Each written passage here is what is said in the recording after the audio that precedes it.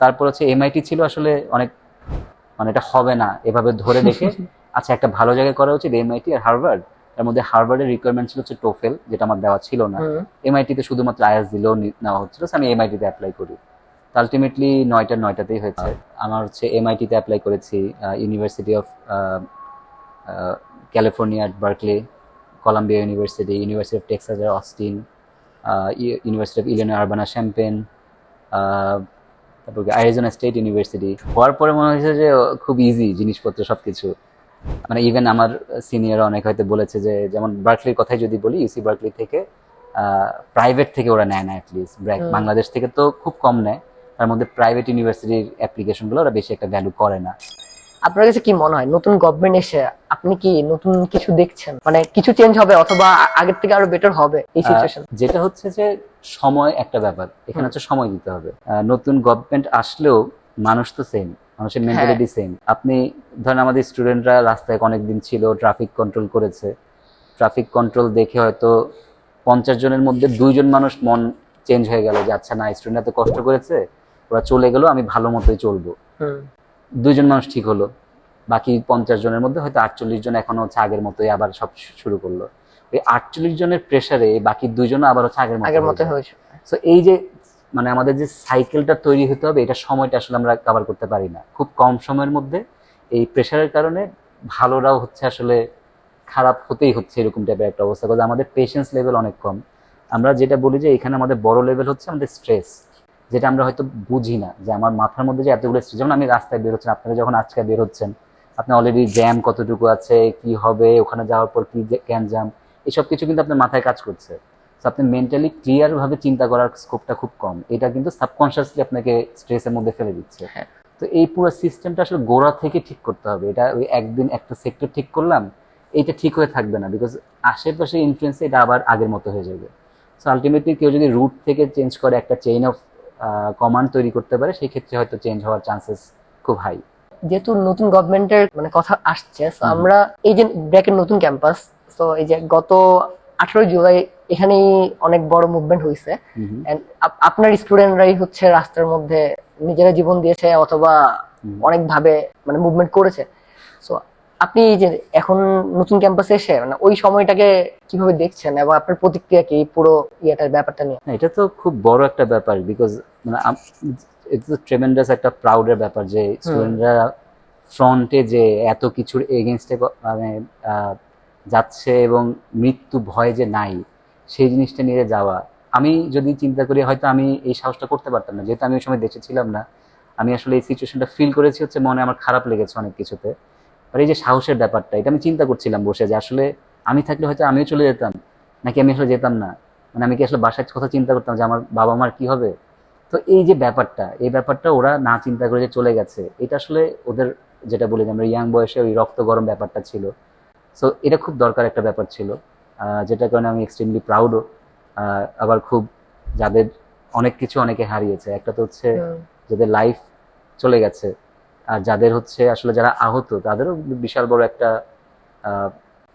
পুরো লাইফের জন্য তো অনেকের অনেক কিছুই সাফার করতে হচ্ছে। বাট আমি শিওর যে এই যে ব্যাপারটা হয়েছে, এটার এগেনস্টে যদি আউটপুটটা ভালো আসে, যেটা আমাদের গভর্নমেন্ট চেঞ্জ হয়েছে, গভর্নমেন্ট আসার পর যদি পজিটিভ ইম্প্যাক্টগুলো থাকে, তাহলে ওটাকে আমরা ভ্যালু করলাম। তাছাড়া কিন্তু 2 দিন পর আমরা এটা মনে থাকবে, এটা আমরা দিবস হিসেবে মনে থাকবে যে আচ্ছা ওই দিন হয়েছিল, কিন্তু এটার ইম্প্যাক্টটা কোথায়, সেই ইম্প্যাক্টটার জন্য বারবার মনে করিয়ে দিতে হবে। যে মনে করিয়ে দেওয়ার কাজটাও স্টুডেন্টদের, মনে করিয়ে দেওয়ার কাজটা তাদের অভিভাবকদের, যারা রাস্তায় ছিল, যারা বাসায় ছিল, সবার। তো এই মনে করিয়ে দিয়ে যদি প্রসেসটাকে ধরে রাখতে পারে, আমার মনে হয় এটার স্পিরিটটাকে ধরে রাখতে পারে, তাহলে এটা কাজে লাগবে। কিন্তু স্পিরিটটা অন্যদিকে চলে গেলে মুশকিল, যেহেতু অনেকগুলা রাজনৈতিক দল বলি বা সুবিধাবাদী দল বলি আসতে চাবে এই জিনিসটাকে ইস্যু করে কিভাবে করে কাজে লাগাতে পারে সেটাতে আসতে হবে। তো এই হাল ছেড়ে দেওয়া যাবে না। আমাদের এখানে যেটা বললাম যে সিস্টেমটাকে যখন ধরা হয়েছে, শক্ত করে ধরে রেখে যতক্ষণ পর্যন্ত ঠিক করা যায়। সো ওকে, আপনি নিশ্চয়ই ব্র্যাকের গেটের যে ছবি, যে ওপেন ফায়ারিং অথবা হচ্ছে ছাদের যে ছবি মানে হেলিকপ্টার দিয়ে ইয়া করা, এই ছবি নিশ্চয়ই দেখেছেন। তো ওই সময় আপনার অনুভূতি কেমন ছিল এই দুইটা জিনিস দেখে? মানে একটা তো হচ্ছে পুরো ওভারঅল সিচুয়েশনে খুব ভয়ের একটা সিচুয়েশন ছিল আসলে। টেনশন ছিল কি হচ্ছে, অলওয়েজ যেটা হচ্ছে যেহেতু ডিরেক্টলি আমরা কিছু করতে পারছি না, আমাদের ক্যাম্পাস থেকে আমরা এমআইটিতেও কিছু র্যালির মতো আয়োজন করার চেষ্টা করি, এমআইটি হার্ভার্ড সব মিলিয়ে বেসিক্যালি ওখান থেকে কিছু র্যালি করা যেন হচ্ছে ইন্টারন্যাশনাল অ্যাটেনশনটা গ্র্যাব করা যায়। কিন্তু কিছু করতে পারছিলাম না, যে ওই ওই যে একটা হেল্পনেস যে ব্যাপারটা ছিল, যে অসহায় যে ব্যাপারটা ছিল, সেটা আসলে ওখান থেকে ফিল করছিলাম। তো স্টুডেন্টদের সাথে এটা হচ্ছে, কিছু করা যাচ্ছে না, কিন্তু অ্যাট দ্য সেম টাইম যেটা দেখলাম যে আমাদের ব্র্যাক অনেক সাপোর্ট করেছে, ব্র্যাক ইউনিভার্সিটি অনেক সাপোর্ট করেছে, তারা স্টুডেন্টদেরকে শেল্টার দিয়েছে। আমাদের ভিসি স্যার, আমাদের যে আমাদের ডিন স্যার আছেন, তারা ডিরেক্টলি কথা বলেছে যে ওদের যেন সেফটি অ্যান্ড সিকিউরিটিটা ইনশিওর করা যায়, আর যতক্ষণ থাকার দরকার ততক্ষণ থাকবে, সেফ হলে বের হবে, এই ব্যাপারগুলো ছিল। সো এটাও অ্যাসিওর হচ্ছিলাম যে না, এট দ্য সেম টাইম বাইরে অনেক কিছু হচ্ছে, বাট আবার মনে হচ্ছে যে সেফটিটা তাহলে ওরা পাচ্ছে, যেহেতু আমাদের একটা ক্যাম্পাস ছিল, একটা গেট ছিল। যদি দেখেছি যে অনেকগুলো ছবি দেখা গেছে পুলিশ গেটের ভিতর দিয়ে ফায়ার করছে বা টিয়ার শেল ছুটছে, সেগুলো ছিল, বাট মনে হচ্ছিল যে একটা অ্যাসুরেন্স আছে যে অ্যাটলিস্ট তারা সেফ আছে। অ্যাট দ্য সেম টাইম ওরা ইম্প্যাক্টটাও তৈরি করতে পারছে, যে আমরা মানে এটা ন্যাশনাল নিউজের মধ্যে কভার করছে আসলে কি হচ্ছে সিচুয়েশনটা। তো কেউ চুপ হয়ে যায় নাই, এই ব্যাপারটা একটা বিশাল ব্যাপার। সবাই আসলে ওই সাহস করে যেহেতু এটা কন্টিনিউ করেছে, সেটার ইম্প্যাক্ট আমরা দেখতে পাচ্ছি। ওকে, মানে যদিও ওই আমাদের কাছে মনে হয়, আমি আমি হচ্ছে নিজেও 14, 15, 16 ওই টাইমে ঢাকা ভার্সিটি ক্যাম্পাসে থাকছি।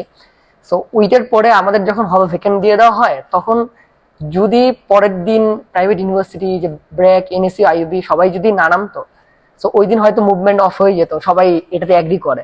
তো এই জিনিসটা আমার কাছে মনে হয় যে মানে এই সাইড থেকে অনেক বেশি প্রাউডের একটা ব্যাপার, এবং একটা যদিও রিকগনিশন কতটুকু পাচ্ছে জানি না, বাট এই স্টুডেন্টদের রিকগনিশনটা আমার আমার কাছে মনে হয় খুবই ইম্পর্টেন্ট, বিকজ ওরা যে ব্রেভারিটা শো করেছে ওইটা অনেক বেশি মানে হিরোইক।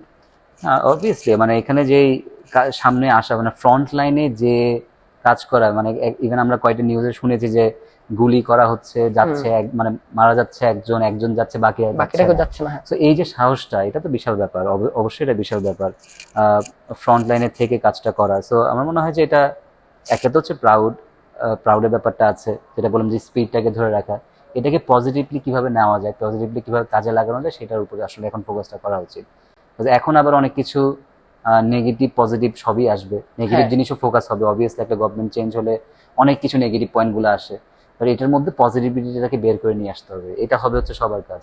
এই জন্যে আরেকটা ব্যাপার হচ্ছে আমার কাছে মনে হয় না যে সমন্বয়, বা আমরা যদি বলি যারা ফ্রন্ট লাইনে ছিল, এদের ফ্রন্ট লাইনে থাকতে হবে এমন না, এরা কিন্তু আবার যদি ডাক পরে আবার চলে আসবে, তো ওদেরকে বসে থাকার কিছু নেই, ওরা আবার ওদের লাইফে ফিরে যাবে, নর্মাল যে লাইফ সেটা লিড করতে হবে। অ্যাট দ্য সেম টাইম খবরদারিটা রাখতে হবে যে সবকিছু ঠিকঠাক মতো চলছে কিনা, সেটাও যদি খবরদারিটা রাখতে পারে সবাই, তাহলে আমার মনে হয় যে লাইনে থাকার ব্যাপারটা থাকবে। আর সবাইকে রিমাইন্ড করে দেওয়া যে কি হয়েছে আগের গভর্নমেন্টের সাথে বলি, বা আগের সিচুয়েশনের সাথে, সেটা বারবার মনে করিয়ে দিতে হবে। তো ওইটা যেন সবার মধ্যে ভয়টা থাকে যে আমি একটা দুর্নীতি করতে পারবো না, বিকজ এরকম সিচুয়েশন অলরেডি হয়েছে। তো সেই ভয়টা যদি তৈরি করা যায়, তাহলে এটা ধরে রাখা অনেক important.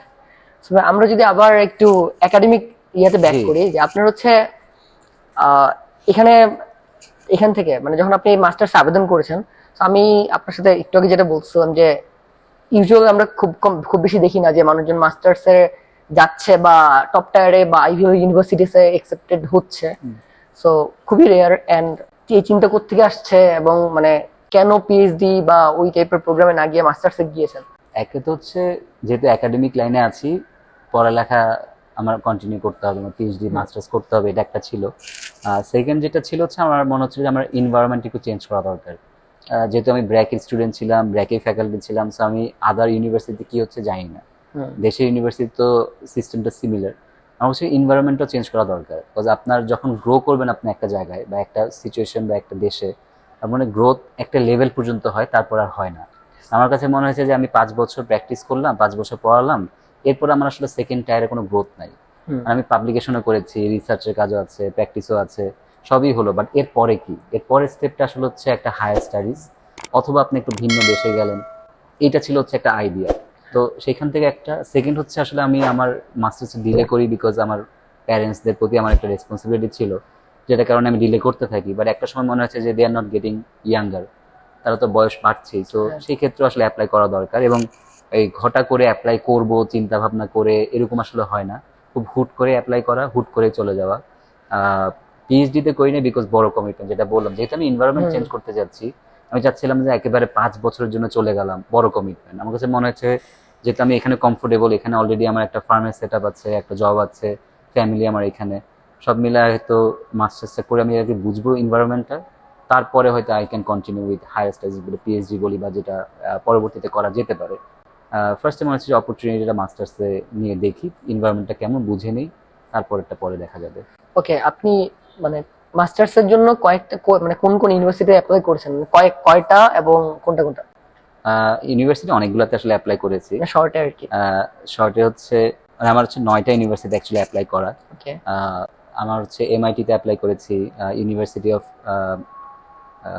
California at Berkeley, Columbia university, university of Texas এর Austin, university of Illinois Urbana Champaign, তারপর অ্যারিজোনা স্টেট ইউনিভার্সিটি। সো যেটা টার্গেট ছিল আসলে একটু টপ টায়ারও করবো, একটু মিড টায়ারও করবো, যেহেতু স্কলারশিপ একটা ব্যাপার ছিল, অনেকগুলো মিড ছিল যে ভালো ইউনিভার্সিটি স্কলারশিপ দেয় না, আর্কিটেকচার স্কলারশিপ পাওয়া খুব মুশকিল, এই ব্যাপারগুলো ছিল। প্লাস হচ্ছে আমার কাছে টাকা পয়সা ছিল না যে আমি ইউএস এর মতো জায়গায় যে আমি পয়সা খরচ করে পড়বো, so আমার স্কলারশিপটা খুব ইম্পর্টেন্ট ছিল। সো তখন মনে হলো যে আচ্ছা সবগুলোতেই করি। আমার টার্গেট ছিল হচ্ছে বার্কলি অ্যান্ড কলাম্বিয়াতে করে দেখবো, স্কলারশিপ পেলে পাবো নাকি না সেটা হচ্ছে পরের ব্যাপার, ফার্স্টে ট্রাই করে দেখতে চাচ্ছিলাম। যেহেতু বললাম যে খুব হুট করে করা, আমি হয়তো 1 মাসের মধ্যে সব প্রিপারেশন নিয়ে পোর্টফোলিও সিভি লেখা সবকিছু করে আসলে অ্যাপ্লাই করি। তারপর হচ্ছে এমআইটি ছিল আসলে অনেক, মানে এটা হবে না এভাবে ধরে দেখে আচ্ছা একটা ভালো জায়গায় করা উচিত, এমআইটি আর হার্ভার্ড। তার মধ্যে হার্ভার্ডের রিকোয়ারমেন্ট ছিল হচ্ছে টোফেল, যেটা আমার দেওয়া ছিল না। এমআইটিতে শুধুমাত্র আইএলটিএস দিলেও নেওয়া হচ্ছিল, আমি এমআইটিতে অ্যাপ্লাই করি। আলটিমেটলি 9টাতেই হয়েছে। সাথে আরো করেছিলাম actually Pratt institute, road island institute of design, school of design, যেগুলো নতুন ধরনের স্কুল তৈরি হয়েছে আর্কিটেকচার বেসড, এগুলাতে। সো আলটিমেটলি সবগুলোতে অ্যাডমিশন হয়। স্কলারশিপ পার্শিয়ালি কেউ দিচ্ছে, কেউ হচ্ছে আরএশিপ বা টিচিং অ্যাসিস্ট্যান্টশিপ থাকে কিছুতে। মোটামুটি 50 থেকে 60% স্কলারশিপ পাওয়া যায়, বাট এমআইটি যেটা হয় সবার শেষে এমআইটি রেজাল্ট আসে, এবং তারা হচ্ছে 100% স্কলারশিপ প্লাস হচ্ছে আর এই পজিশন অফার করে। তো তখন অনেক সহজ হয় ডিসিশন নেওয়াটা। যদিও অনেকটা চিন্তা করছিলাম যে কলাম্বিয়া বা বার্কলেতেই যাব, যেহেতু দুটার ইচ্ছাটা বেশি ছিল ফার্স্টে। আর জায়গাটাও সুন্দর, কলাম্বিয়া ক্যালিফোর্নিয়া খুব পছন্দের একটা জায়গা, যেহেতু ওয়েদারের কথা শুনেছি যে খুব আরামের ওয়েদার।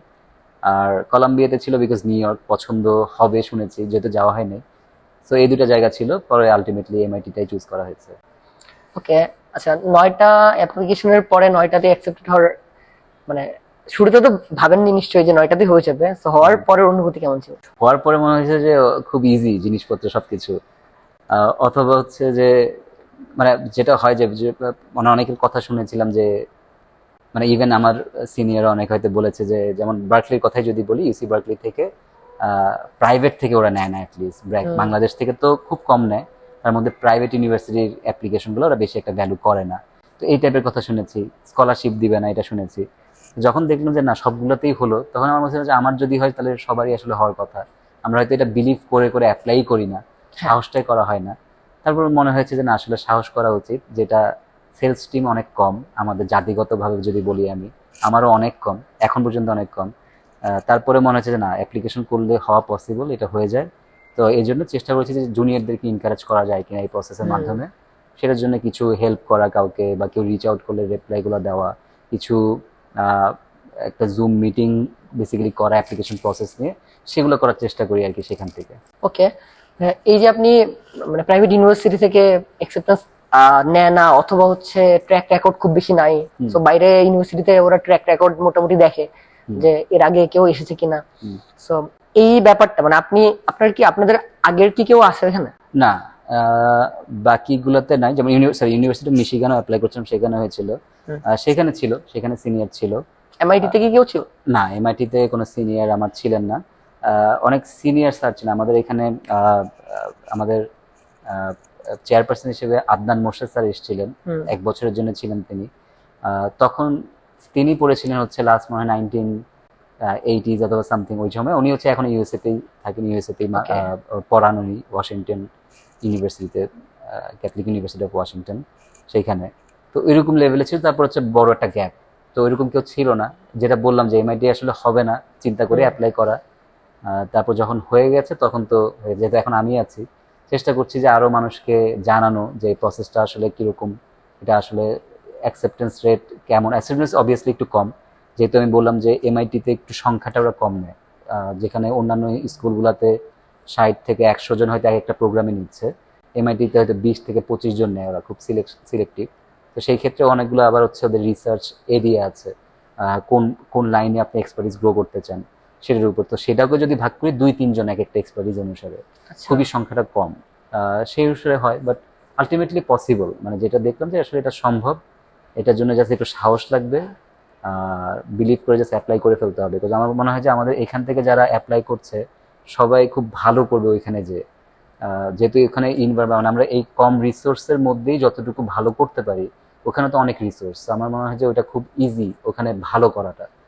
এনকারেজমেন্ট পাওয়া যায়, ফ্রেন্ড সার্কেল বলি বা কলিগের যে সার্কেলটা হয় তারাও খুব ওভার অ্যাচিভার। সো আপনার আশেপাশে খুব পজিটিভিটি থাকে, যেটার কারণে খুব সুবিধা হয়। সো আপনার কাছে কি এখন মনে হয় যে মানে আমাদের স্টুডেন্টসরা পাবলিক হোক অথবা প্রাইভেট হোক, এটা নিয়ে ওইখানে কোনো মানে এমন কোনো ব্যাপার আছে? আপনি না। শুরুতে যেটা বলছিলেন যে প্রাইভেট থেকে কাউকে নেয় না বা নিবে না টাইপের একটা চিন্তা ভাবনা আমাদের মধ্যে থাকে, তো এটা কি ওইখানে দেখেছেন বা কিছু কি আছে এরকম? না, এটা একদমই আমি বলবো নাই। ওর দে ডোন্ট কেয়ার যে আপনি কোত্থেকে অ্যাপ্লাই হ্যাঁ। করছেন। যেটা একটা থাকে হচ্ছে, যেমন পিএইচডি যদি কথা বলি, পিএইচডি তে থাকে অনেক সময় যে আমি আমি হচ্ছে সুপারভাইজার, আমি যাকে সুপারভাইজ করছি যে আমার আন্ডারে পিএইচডি করছে, সে যদি ভালো পারফরমেন্স দেয়, রিকমেন্ড, হ্যাঁ। আমি বলবো যে তোমার স্কুলের বা তোমার লাইন আপ, তোমার পরিচয়, যেহেতু ও অলরেডি ভালো করছে, সেটা হতে পারে। কিন্তু সেটা মেইন না, সেটা হচ্ছে অনেক টার্সিয়ারি একটা ব্যাপার। দেখা যাচ্ছে 10 জন অ্যাপ্লাই করলো, আপনার পরিচিত কেউ ওখানে পিএইচডি করছে বা মাস্টার্স করছে, আপনি ওকে রিকোয়েস্ট করলেন, সে হয়তো প্রফেসরকে বললো যে এই অ্যাপ্লিকেশন করেছে, জাস্ট চেক যে হয়তো সে ভালো, আমি পার্সোনালি হয়তো চিনি, মানে ও ভালো করবে এখানে আসলে। সো এই অ্যাসুরেন্সটা হচ্ছে একটা এক্সট্রা একটা এলিমেন্ট, বাট সেটাই সবকিছু না। আর প্রাইভেট পাবলিক বলতে ওখানে কিছু নাই, ওখানে অ্যাপ্লিকেশন করবে, যে অ্যাপ্লিকেশন করে যার অ্যাপ্লিকেশন প্রসেসটা ওদের স্কুলের সাথে যায়, ফিলোসফির সাথে মিলে, এক্সপিরিয়েন্সের সাথে মিলে, সব মিলে একটা প্যাকেজ। সো সেটা it can be any from anywhere, এটা যে কোনো ইউনিভার্সিটি হতে পারে। ওকে ভাই, আপনার কি মনে হয় আপনার পুরো প্রোফাইলের মধ্যে কোন জিনিসটা অ্যাকসেপ্টেন্সের ক্ষেত্রে বেশি ইমপ্যাক্ট ফেলেছে? এমআইটির ক্ষেত্রে যেটা আমি বলতে পারি, যেহেতু ওদের অ্যাডমিশন কমিটির মধ্যেও আমাদের আলটিমেটলি যেটা মেন্টরশিপ একটা প্রোগ্রাম আছে, আমি ছিলাম সেটাতে। ওকে।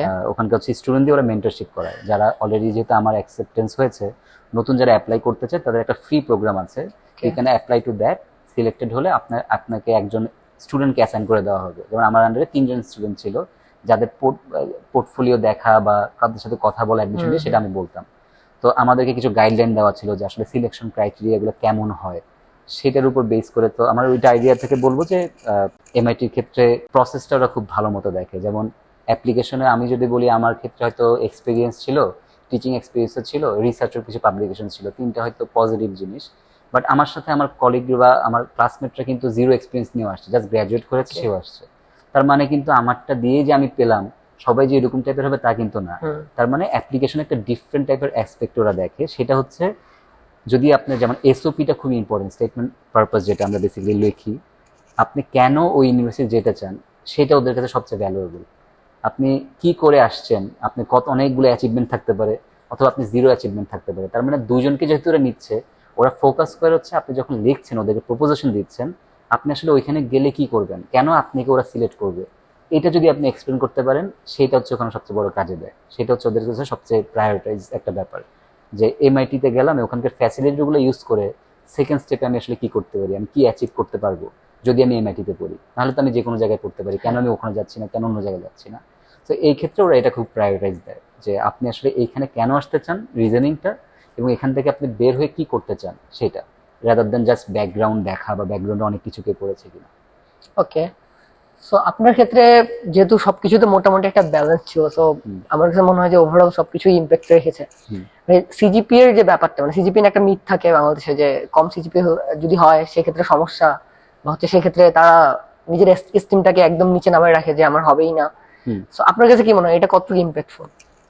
যেটা বললাম, এটা একটা প্যাকেজ। হ্যাঁ। আপনার সিজিপি খারাপ হতে পারে, কিন্তু আপনার এই যে লেখাটা খুব ইম্প্যাক্টফুল, আপনার পোর্টফোলিওটা খুব ভালো মতো বানিয়েছেন, এটাকে ওরা প্রায়োরিটাইজ করবে। কিন্তু আলটিমেটলি এটা একটা ব্যালেন্সের ব্যাপার, একটা প্যাকেজের মধ্যে আপনার একটা জিনিস খারাপ হলেও আরেকটা জিনিস কিন্তু ভালো হতে পারে। তো ওরা কিন্তু এটা ব্যালেন্স করে দেখে, এটার মধ্যে কোনো ধরা বাঁধার নিয়ম নাই যে আচ্ছা ওর সিজিপি খারাপ, ও বাদ, বাকিগুলো আমি দেখবই না। সো আলটিমেটলি পুরো প্যাকেজটার মধ্যে আপনি যদি সবকিছু দেন, এটা আসলে CGPA doesn't matter that much, আমি বলবো খুব ইম্প্যাক্টফুল বড় ব্যাপার না। আরেকটা ব্যাপার সেটা হচ্ছে যে এমআইটির আপনি বলছেন যে সবার লাস্টে ওদের রেজাল্ট আসছে, তো ওইটা দেখার পরে আপনার অনুভূতি কেমন ছিল, যেহেতু আপনি ধরেই নিয়েছিলেন যে ওইখানে হবে না, তো এটা জাস্ট আবেদন করে রাখি? আমি যেটা বললাম আমার সেলফ স্টিম অনেক কম মনে হয় আর কি। তো আহ, যেরকম খুশি হওয়া উচিত ছিল হয়তো সেরকম হয় নাই। নট যে খুব এক্সাইটেড হয়ে গেলাম বা খুব হচ্ছে, আচ্ছা হয়েছে, যেহেতু সবগুলাতে হচ্ছে এটা খুব নর্মাল লেগেছে, বাট ভালো লেগেছে। রিজেকশন আসলে হয়তো খারাপটা লাগতো, সেটা মনে থাকতো। খুশি ফিলিংসটা এখন মনে নেই, যেহেতু এটা সবগুলাই অ্যাকসেপ্টেন্স এসছে। বাট তখন হচ্ছে কনফিউশনটা বেড়ে যায় আসলে, যে কোথায় যাবো, যখন সবগুলাই হয়ে গেল এখন আচ্ছা যদি দু একটা না হতো তখন হয়তো কনফিউজ থাকতাম না। তো আলটিমেটলি কনফিউশনটা তখন অনেক বেড়ে যায় যে তিনটা, তখন আমি অনেকজনের সাথে কথা বলি কোনটাতে যাওয়া উচিত, এমআইটি, কলাম্বিয়া না বার্কলে, তিনটা ছিল আমার টপ প্রায়োরিটাইজ লিস্টের মধ্যে। আলটিমেটলি যেহেতু স্কলারশিপ একটা বড় ব্যাপার ছিল আলটিমেটলি, এবং বাংলাদেশের রেপুটেশন একটা ব্যাপার এমআইটি, যেহেতু ওখানে পার্সেন্টেজটা কম চান্স পাওয়ার, সো আলটিমেটলি এমআইটিটা চুজ করা। রিসেন্ট টাইমের যেই রিভার্স ব্রেন ড্রেন নিয়ে আপনার অপিনিয়ন কি? মানে দেশ তো মানে সবাই মাঠে নেমেছে বা আন্দোলন করেছে, এটার পিছনে একটা বড় মোটিভেশন ছিল যে আমাদের যেসব সিনিয়ররা দেশের বাইরে বড় বড় জায়গাতে রয়েছে, তো তারা যখন মানে সবাই বলা শুরু করেছে একটা টাইমে যে যদি দেশ রিফর্ম হয়, আমরা দেশে ব্যাক করে দেশের জন্য কাজ করতে চাই, অথবা অন্তত কিছু একটা টাইম আমরা কন্ট্রিবিউট করব দেশের জন্য। সো এই পুরো ব্যাপারটাকে আপনি কিভাবে দেখেন? এটা খুব মুশকিল একটা জিনিস। মানে আপনার কি মনে হয় ওই মানুষজন ব্যাক করবে? ওই পার্সপেক্টিভ থেকে কি মনে হয়? আমার কাছে এখনো মনে হয় না যে মানুষজন ওই স্পিরিটে ব্যাক করবে। কেন করবে না? বিকজ ওই যে যেটা বললাম, স্কোপটা তৈরি করতে হবে এখানে। এরকম এক্সপিরিয়েন্স অনেকে শুনেছি যে ফেরত এসছে এক্সপিরিয়েন্সটা নিয়ে, বাট এখানে সেই ভ্যালুটা দেওয়া হয় না। এটা হচ্ছে সবচেয়ে বড় সমস্যা। ওকে দেখা যায় যে আসছে খুব বাহির থেকে পড়ালেখা করে মাতব্বর, তো এই যে ব্যাপারটা, এই ব্যাপারটা এখানে খুব প্রবল। সো এটাকে ঠিক করতে হবে একটা নাম্বার। সেকেন্ড হচ্ছে স্কোপটা তৈরি করতে হবে, রেসপেক্টের জায়গাটা। মানে আমি যে এখানে আসবো, এখানে আমি ফেরত দেশে ধরেন আমি, হ্যাঁ এখন একটা ব্র্যাকের ক্যাম্পাস আছে, সুন্দর একটা ক্যাম্পাস, ভালো একটা এনভায়রনমেন্ট দিচ্ছে, স্টুডেন্ট গ্রুপটা ভালো, এখানে পড়াচ্ছি, বাট আলটিমেটলি এই যে বাকি যে জিনিসটা, আমি এখন বের হলে রাস্তায় যে জ্যামটা আমার ফেস করে বাসায় যেতে হবে, আমার বাবা মাকে আমি ডক্টরের কাছে নিলে যে ডক্টরের যে একটা ব্যুরোক্রেটিক সিস্টেম আছে, সিরিয়াল দেওয়া, 4-5 ঘন্টা বসে থাকা, ভ্যালুটা যে নাই, মানুষের সময়ের যে ভ্যালুটা নাই, এই জিনিসটা কিন্তু মুশকিল। সো লাইফস্টাইলের একটা বড় একটা সেক্টর কিন্তু আসলে এখানে মিসিং, যেটাকে ইমপ্রুভ করতে হবে। এটা শুধুমাত্র আপনার জব সাইকেল দিয়ে হবে না, শুধুমাত্র আবার লাইফস্টাইল দিয়ে হবে না, দুইটাকে ব্যালেন্স করে যদি তৈরি করা যায় সেক্ষেত্রে হয়তো অনেকে ব্যাক করার চিন্তা ভাবনা করতে পারে।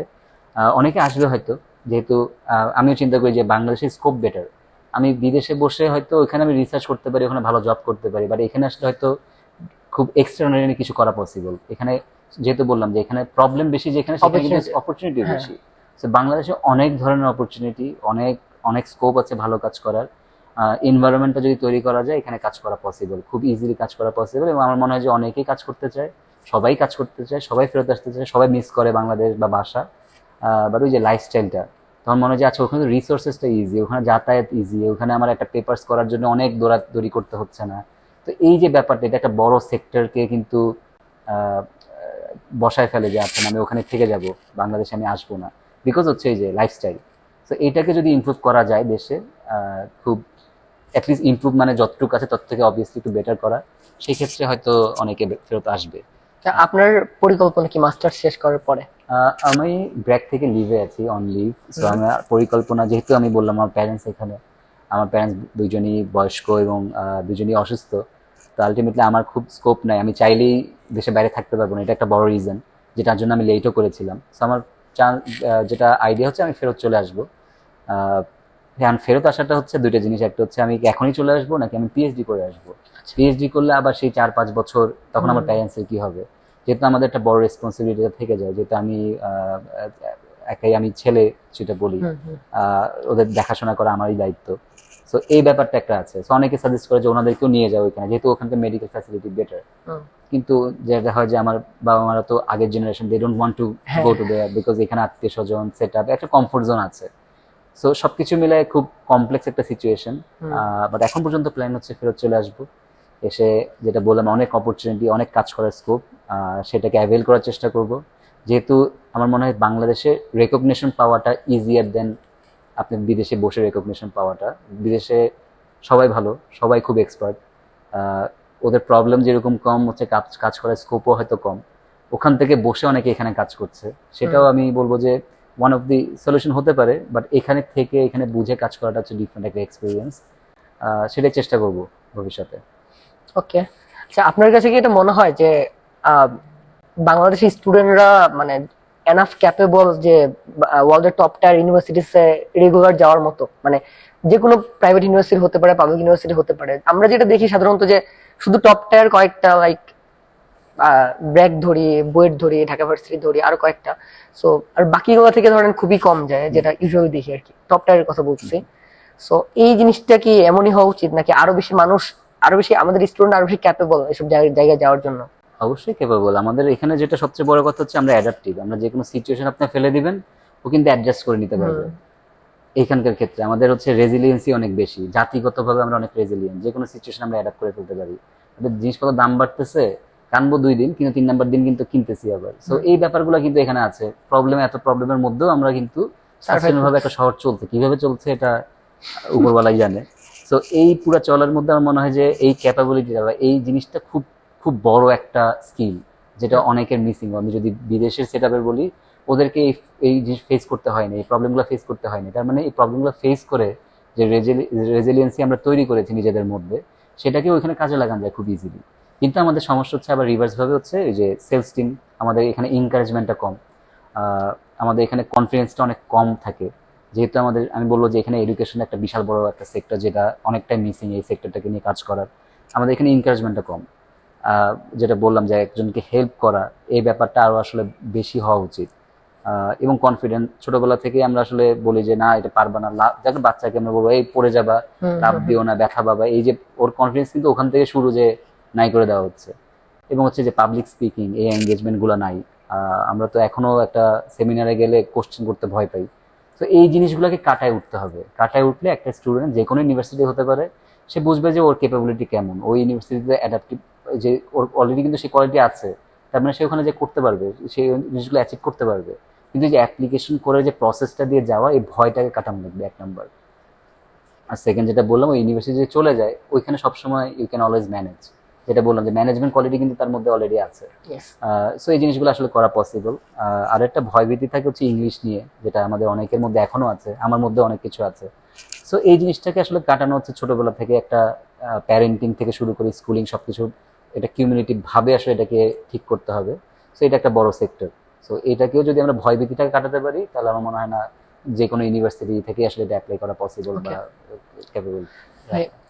আপনার সাথে কথা বলার মেইন একটা রিজন ছিল আমাদের শুরুর দিকে আর কি, যে ভাই যেহেতু প্রাইভেট ইউনিভার্সিটিতে গিয়েছে, আমরা খুব বেশি মানুষকে দেখতেছি না। সো অনেক মানুষের আমরা অনেক টেক্সট পাই, অনেক কথা পাই যে ভাই আমাদের থেকে হয়তো মানুষ ওভাবে দেখি না আমরা, সো মানে ফলো করার মতো বা তার থেকে কোনো সাজেশন নেওয়ার মতো।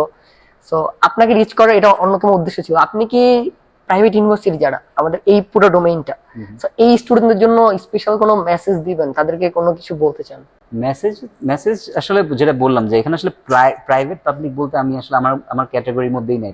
কিন্তু আমাদের সোসাইটি তো মানে জিনিসটা এমন করে বানিয়েছে, তো এটা তো সবার স্টিমটা অনেক কমাই দেয়। হ্যাঁ, সোসাইটির মধ্যে আছে। ধরেন আপনার আত্মীয় স্বজন অনেকে বলতে পারে ও আচ্ছা তুমি তো বুয়েটে না, তুমি ব্র্যাকে পড়ো, সেটা বলতে পারে। বাট আপনার, আমার কাছে মনে হয় যে এখনকার জেনারেশন খুব স্মার্ট, ওরা খুব এই জিনিসগুলো খুব ইজিলি হ্যান্ডেল করতে পারে। ওরা ইগনোর করতে পারে অনেক কিছু। ওদের মধ্যে যেরকম ইগনোরেন্স করার স্ট্রেংথটা আছে, তেরকম আবার হচ্ছে অধিকার আদায় করার স্ট্রেংথটাও আছে। নতুন যে জেনারেশন আসছে, এরা কিন্তু খুব দাপটওয়ালা একটা জেনারেশন। আমার মনে হয় যে ওরা এইসব নিয়ে খুব একটা মাথা ব্যথা নিবে না। পাবলিক প্রাইভেট কে কি বললো, এই জিনিসটা ওরা এত পাত্তা দেয় না। তো ওরা ওদের মতো এটা আসলে ম্যানেজ করে নিবে। আমার মনে হয় না যে এখানে পাবলিক প্রাইভেট এই ব্যাপারটা ফিউচারে থাকবে বা ফিউচারে আসবে। যেটা হবে যে হ্যাঁ, স্যালারির দিক থেকে একটা বা বেতন বা ফিজের দিক থেকে একটা বিশাল বড় ধাক্কা। অপরচুনিটির দিক দিয়ে কিন্তু এদিকে অনেক বেশি আছে। যেটা বললাম যে একটা নেটওয়ার্ক নিয়ে আপনি যখন ইনভেস্ট করছেন আপনি নিজের সময়, সেখান থেকে আপনি কিছুটা বের করে নিয়ে আসতে হবে। যেটা আমি অনেক সময় বলবো যে আপনি প্রাইভেট ইউনিভার্সিটিতে পড়লে যেটা একটা সুবিধা, অনেক সময় নেটওয়ার্কিং একটা ইজি হয়। অনেক জায়গায় আপনি রিচ আউট করতে পারেন, ওদের একটু ফান টান থাকে। যেটা আমি আমি যেহেতু পাবলিক ইউনিভার্সিটি পড়িনি, আমি জানি না সেখানে কিরকম টাইপের এই অপরচুনিটিগুলো। সেখানে অবভিয়াসলি অন্য টাইপের অপরচুনিটি তৈরি হয়। কিন্তু বলবো যে রিসোর্সের দিক থেকে যে রিসোর্স এক্সট্র্যাক্ট করার ব্যাপারটায় প্রাইভেট ইউনিভার্সিটি স্টুডেন্টরা আমি বলবো যে অনেক কেপেবল। ওরা একটা জায়গা থেকে রিসোর্সটাকে বের করে নিয়ে আসতে পারে। আমি নট শিওর যে পাবলিক ইউনিভার্সিটি স্টুডেন্টরা কিভাবে পারে। সো আমি যেটা বললাম, আমার খাতার মধ্যে পাবলিক প্রাইভেট বলতে কিছু নাই। স্টুডেন্টই, যে পারে সে পারে, যে পারে না সে পারে না। সো আমি বলবো যে এটা ব্যালেন্স করার ব্যাপার, জাস্ট কনফিডেন্ট থাকতে হবে। Thank you. লাস্টের দিকে আমরা একদম সো জি। এখন যদি আপনি আমাদের মানে আমাদের যে প্ল্যাটফর্ম আর কি শর্ট স্টোরিজ নিয়ে কিছু বলার থাকে, আপনি হয়তো দেখেছেন জি মানে হ্যাঁ, আসলে একটা দেখেছি আমি, ওই যে একটা ভিডিও দেখলাম, ওই যে এমআইটি তে মনে হয় একজন গিয়েছিল পিএইচডির জন্য। হ্যাঁ গিয়েছে আর কি। আমাদের লাস্ট দুইটা মানে আপনারটা দিয়ে যদি বলি, লাস্ট তিনটা ইন্টারভিউ, একটা হচ্ছে কি ওই যে বুয়েটের একটা ভাইয়া মানে টিচার আর কি, উনি ওখানে। আচ্ছা সো উনি এমআইটি তে আর কি দুই দুই ডিপার্টমেন্ট থেকে উনি অফার পেয়েছে। সো ওইটা ছিল একটা, তারপরেরটা ছিল আরেকটা আপুর ডিউরে। সো উনিও ফ্যাকাল্টি অবশ্য, আচ্ছা মানে আমাদের আর কি আমাদের। সো উনি হচ্ছে ইউসি বার্কলিতে গিয়েছে। আচ্ছা। তো মানে গত দুইটা এটা ছিল, মাঝখানে আরো কিছু ছিল, সো ওইগুলো হয় নাই। And আরেকটা আমাদের হওয়ার কথা ছিল মাঝখানে মুভমেন্টের টাইম, ওইটা হচ্ছে যে আপনি মনে হয় চেনেন এমআইটি না সরি প্রিন্সটনের এক প্রফেসর এমআইটি তে ভিজিটিং লেকচারার হিসেবে জয়েন করেছে ডক্টর জাহিদ হাসান, আচ্ছা না, ওই তো অন্য মানে department পদার্থবিজ্ঞানী আর কি। আচ্ছা উনি ওয়ার্ল্ডের one of the top physicist টাইপের।